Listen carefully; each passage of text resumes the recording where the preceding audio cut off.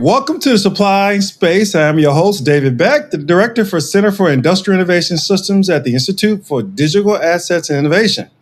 Today, I'm very proud to have Ms. Taryn Strzok with me today. Please introduce yourself and let's get down to business. Right. Well, nice to be here. Thank you, Mr. Beck, for inviting me. Yeah, Taryn Strzok, co-founder of Space Rising, and also now just officially COO. We are just now structuring our team and getting everything off the ground. So we're excited. Congratulations. Yeah, thank you. So tell us more about, the amazing conference I attended last week and about what your organization is doing for the great state of Arizona. Yeah, happy to tell you all the things. And I think it's always nice to start with some context and our why, like why are we doing this work? So I'll give a little context to my background and where this all started. I worked for 7 years at the Interplanetary Initiative at ASU. We really worked at the nexus of R&D, workforce development, the convening of global thought leaders. And what I realized during my time at ASU was that there was such a need in the space industry for the connective tissue. Since ASU, I was like, well, let's continue this work, but let's do it at more of a statewide level and continue that effort of connecting and mobilizing our people across all sectors to accelerate the space industry. And so that's the work that Space Rising does. We are a connective layer for the space economy at all levels, all sectors, bringing people together and moving people through a methodology to get to strategies quicker for their states and regional areas. So that is what we are doing. And it's important because coordination is the most challenging part in this industry because it's emerging, it's new, and we don't have an innovation problem, right? We have a coordination problem. That's the challenge. And so we're kind of this like invisible layer. We want to work with everybody across the line and support and accelerate. So from your perspective and the great things you guys are doing over in Arizona that we saw last week, describe the orbital economy in terms of how that global economy sits itself in Arizona, and what can people who are watching today who want to invest in Arizona see or want to obtain if they come to Arizona and talk to you and your team and others in Arizona about infrastructure, logistics, and the talent and function of those areas to benefit them in the state of Arizona? Yeah, we have so many assets in Arizona.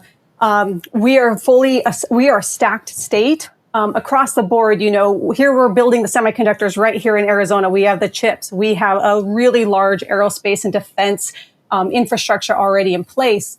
And then we have some of the largest universities, rolling out our engineers. So our workforce pipelines are incredible. We have year-round weather and testing abilities. So Arizona is such a compelling place for a commercial business or any business to come into if they want to set up space. Now, what happened was there was no coordination. Once again, that coordination word and alignment happening across the state to connect and build this full alignment. And so once again, that's why we were stepping in to help with that endeavor. But yes, we want to attract people here. We have the big primes. We have Northrop Grumman. We have Honeywell and so we have all of these amazing assets, but yeah, it's just coordination and building strategy and also working closely with the state and also the new Arizona Space Commission as well. Yeah, I would like to add to that. For those out there who are watching this podcast for the first time, have been tuned in every week or bi-weekly on what we're doing. Arizona is very unique in the space ecosystem because you can trace the space industry back to Gemini. There's actually a facility in Arizona, in Phoenix area, where they have not touched the whole assembly area for the Gemini capsule. I had the opportunity to see that a couple of years ago when I was at DOD, and it just amazed me the history of what Arizona plays in the space community. So glad to have you today. I want to get more. Let's get down to it. More questions. So, what led you to this 2026 Arizona Space Congress and the driving force behind Arizona Space 2030? Yeah, what led me to it was the need. I saw a problem and a challenge in the marketplace for new emerging markets. There was such a need, and I had so many lovely connections across the space industry already to support in this whole endeavor of lifting and aligning folks across the board. So that's really why we're doing it. We want to help solutioneer for the state, not just our state, but multiple states, and bring our talents to the table to help align. So, yeah. Yeah, I think that's very important because if you look at a spaceport in Yuma, you look at a new company to support TMC or Intel in Flagstaff or Phoenix, there's intricacies between the state of Arizona that really play into the national exposure for defense, and especially for ways the state of Arizona can really play a long ball game in the space community. So from that perspective, could you tell me more about the Yuma and Sierra spaceport licenses and things like that? Yeah, so brand new infrastructure that's being worked on and developed right now in southern Arizona. So Yuma will be a departure, right? And Sierra Vista will be reentry. This is all new infrastructure that's being developed in real time, working on the FAA license right now, which is very ambitious, very challenging, and in the works. And we are also closely tied in with our economic development folks who are working on that so that we can be also a source and a hub for communications, because that's the other piece that was missing, right? There's a lot of narrative happening, a lot of things happening, but there wasn't a centralized comms hub to get the information out and let the world know what is Arizona's building, and then also attract people back into the state. So yeah, lots of really exciting infrastructure though. We're excited because then Arizona's truly end to end, right? We're building chips on the front end and now we're launching on the back end. And so we can be full circle. It's really incredible. And also the way we're positioned in between California and New Mexico and crossing supply chains that way as well. Super important. You build a unique space highway for Arizona and California to work together closely, which I think is very much needed. I spoke about that yesterday in a conference, so that we need to work closely with Arizona. So to that point, from a collaboration standpoint, what do you see are the factors of Space Rising plan in defining LEO economy in the state of Arizona? So say the question again. How do we define it? Or how Space Rising helped define the coalition of working in the LEO economy in Arizona? Yeah, so how we would like to support and define is being more or less a resource hub for this. So think of it as intelligence connection for the entire space economy. One thing that we found that we could provide and support in that is needed for LEO and this orbital economy. So we're in the Industrial Revolution. We're building infrastructure right now. We're immature right now, but everyone's needing the same resource and a source of truth. So we're like, we need to develop some sort of platform that can help all players who want to be in the orbital economy, down to I need visibility, I need tools, I need the latest and greatest reports, what's happening in policy. I want to hire somebody. I want to go to a space congress and be part of statewide strategy. So there's like 6 different layers that can be applicable to any player, whether I'm a startup, I'm a student, maybe I'm an investor, maybe I'm a commercial space company. There's so many different players in this industry, and they all need resources, and we need to connect to each other. So that's what we're building on our second pillar after Space Congress to go and dovetail with it is like this intelligence layer for the entire space economy. And we have a lot of people stepping in to help with it right now. It's awesome. Yeah, I'm very excited about what you guys are doing and other organizations working together with you as we go along this pathway of progression.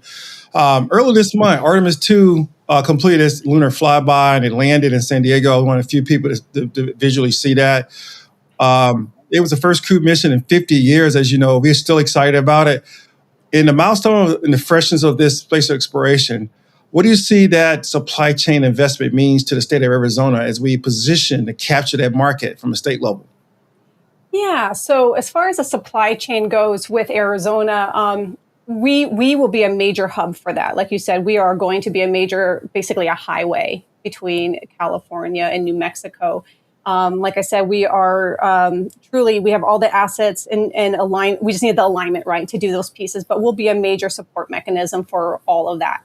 And by the way, Artemis was amazing. And I think that's exactly the kind of missions we need to inspire the world, and especially our next generation, to also attract more and more of that generation into space as well. I think that's so important. Yeah, I'd love to see ways we can work together and figure out a policy working group to increase not the red tape of policy for space, but also the thinning the red tape and working internationally to bring those international companies to the Western region of the United States, California, and nobly Arizona. and build up an ecosystem that way. So we can do, international launches down in Sierra Vista and Yuma, as well as Vandenberg and other places within our regions. That'd be great for us as well. That's one of my dreams, and I hope we can really build that with our relationships and collaborations in this space. We want to build that with you. And whatever we can do to help with the communication side, communications and the connecting of people and moving through methods, that's where our sweet spot will be to help and support in any way. Yes, ma'am. I appreciate that too. So we're looking at future outlook 10 years. I know a lot of us don't look at 5 to 10 years, and we're trying to figure out what's going on next week. But looking at 5 to 10 years, what does a mature Arizona space system look like to you? And what would you have it truly encompass in terms of a genuine leadership across the board to make it successful? Yeah. So if I were to look out, 5 to 10 years for Arizona, I would love to see Arizona recognized nationally as a coordinated space ecosystem. I think we have the opportunity to be almost like a poster child for how new ecosystems can coordinate and align across the state. Not where power is centralized in one area, but all the way across and looking at different zones of the state and the strengths of the state and how they play together. So measurable success for Arizona, I would say more jobs, right? A lot of the engineers that come out of our schools here leave Arizona because we don't have a lot of the commercial companies coming into Arizona. So we want more jobs here. We want more startups. We need, I would say more venture investments. That also was another comment that came out of Space Congress. That is one area that we need a lot of work in.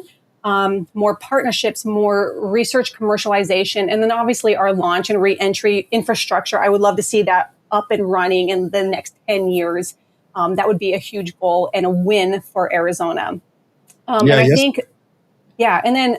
just think Arizona evolves from this. We're like a hidden contributor. So I would just love for Arizona to be this recognized national leader in the next decade.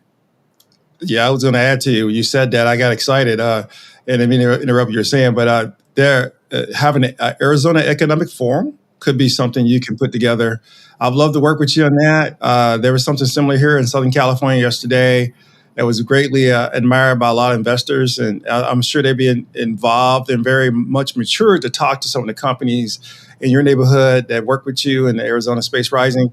And I'm very, very excited to do so with that as well. So I think it's very bright for 10 years. And I think what really inspires me is the excitement that you personally brought to this conference and brought to the inspiration of space, because, the light shineth in, shineth outward. And I think that really brought the case for this conference being so successful. So from that perspective, what is your inspiration for the next generation for what you're doing? To everyone, young and old, feeble and strong, those who are not understanding of Arizona and what it plays in space, and how can they get involved and what can it do for them as well? Yeah, I'm very passionate about the next generation. Obviously, I worked in a university and I just love working with young minds. I think the number one thing I hope and wish for the next generation is that they have to believe that the future is bright. They have to believe that the future is full of opportunity and new ways of building and designing systems that are for all of humans, right? All humans, and then also leveraging space to benefit our own planet Earth. So I really see this coming out a lot in the next generation, but we have to really create meaning and a vision across our nation that they can all align with and see and be excited to be part of it. And so, yes, we need more entry points for the next generation. We need education to come in many, many different forms. And we need to lower any kind of barriers to entry in general. So that is one thing we're also working on, is like, what does new workforce curriculum look like? How do we make sure it's scalable? How do we make sure it's flexible and anti-fragile so anybody can be part of the space industry if they so choose to and have a Wi-Fi connection? Yeah, I like that piece. I think that's, to me, I get asked several times a week, how do we have touch points with the younger students in schools, going to back to the elementary schools or to the kindergartens and talk to them about space, figuring out ways to give them like a Lego block about different types of things that are built in that particular region and let them really emphasize the imagination of how they would play in that ecosystem and contribute as they get older and learn more about the technology and learn more about space and habitization and the technology that goes around it. I think this would be a great opportunity as well to do so. Yeah. And it's starting younger and younger too. I was just gonna say, it's not like you figure it out like when you're in high school or college. It's like second grade, third grade. How do we start planting these really amazing visions in front of them and narratives so that they can be excited? And I want to emphasize to our audience out there, neither one of us was, space astronauts on a candidate list. We didn't see ourselves in these positions at this time. But I think because we love space so much, we're here to talk about what we love so much. And I think that's one thing you got to look at if you're looking at these podcasts and watching guests like Ms. Strzok talk about how this means so much to not just the ecosystem, but her family, just the growth of a state in which she lives, love, and work every day. That when you're in your neighborhoods, wherever you may be, that should be something you take to yourself as well. So I want to emphasize that. We're here to educate and elevate and innovate, but we also want to foster opportunities that one day someone watching this podcast could come to Arizona and say, Ms. Strzok, can we start a business in Arizona too? I'd love to see that. That would be a miraculous story.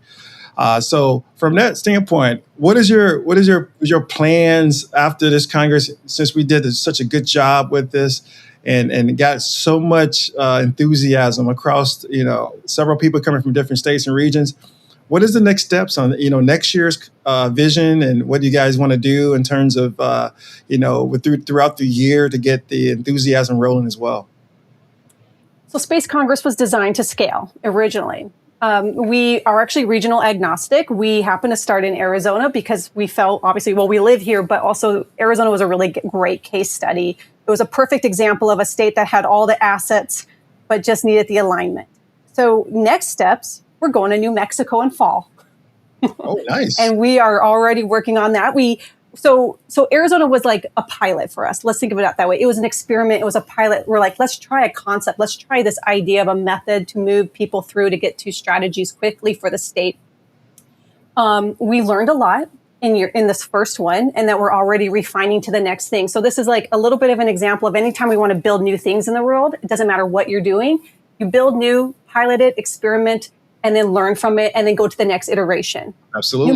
New Mexico will be our next iteration in the fall, and we are working closely with Space Valley Foundation and Q Station to get this method reiterated one more time, and to also support that state because they have the same challenges as Arizona. They also have so many assets, right?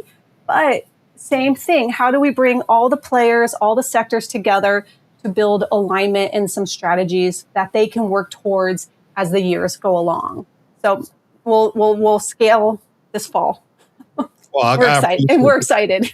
We're excited to see that. Look forward to being a part of that ecosystem as well. And one of the things you touched on, I want to explain to everybody, space is for everyone. Our discussion here is about everyone being involved in space, and we need all hands on deck. Being a former military, and you've been around the military, you know how it is. They're all hands on deck. We cannot get a solution until we get the people to understand the problem and work together to fix it. And I think that's one of the things that space add to the mix of us being in a collaborative, environment, working together, building an ecosystem, and fostering their innovation as well. So from that perspective, we got some time left. If you want to elaborate some other things we want to talk about, but I just really want to say thank you for inviting me and IDIA to be a part of this, historical occasion in Arizona. And we look forward to building that. But also, the other perspective is the younger students that were there were so very much appreciative. And they added me on LinkedIn.